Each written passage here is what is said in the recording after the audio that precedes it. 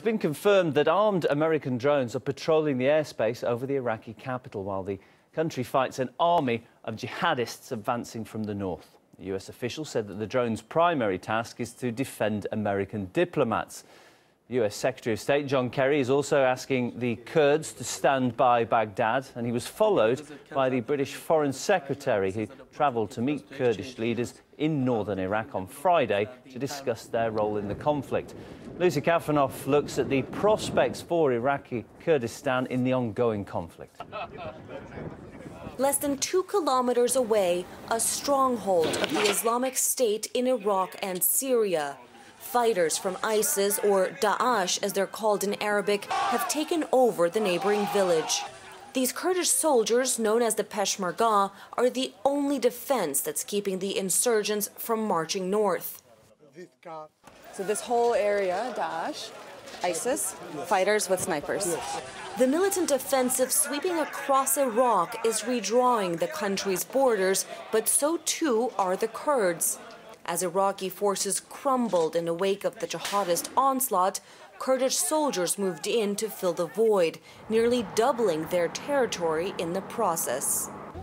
In just a matter of hours, the Kurds seized militarily what they failed to secure politically for decades, the oil-rich province of Kirkuk and its main city.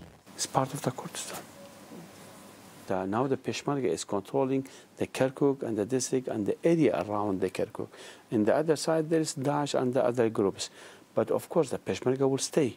For years, one of the most dangerous cities in Iraq, Kirkuk has become a refuge in Kurdish hands.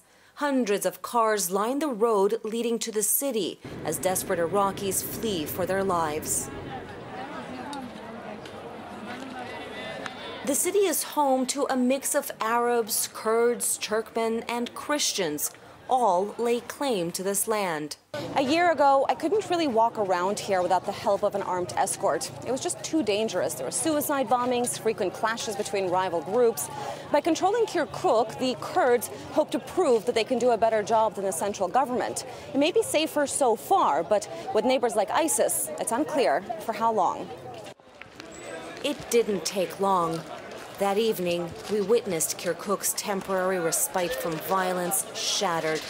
A suicide bomber tried to enter a market in a Kurdish part of town. At least 6 people killed, dozens wounded. The Kurds may seem as the winners in this, and some of them are living the euphoria of getting more territory. But more territory and more people means more problems if it wasn't planned for. Already divisions are emerging. Minority Arab and Turkmen residents are worried about their rights in the new Kirkuk.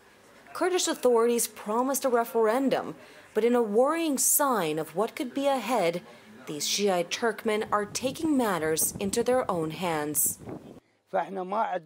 We don't trust any government or any group to protect us, so we're taking up arms to defend ourselves. Lucy Kafanoff, Kirkuk, Iraq.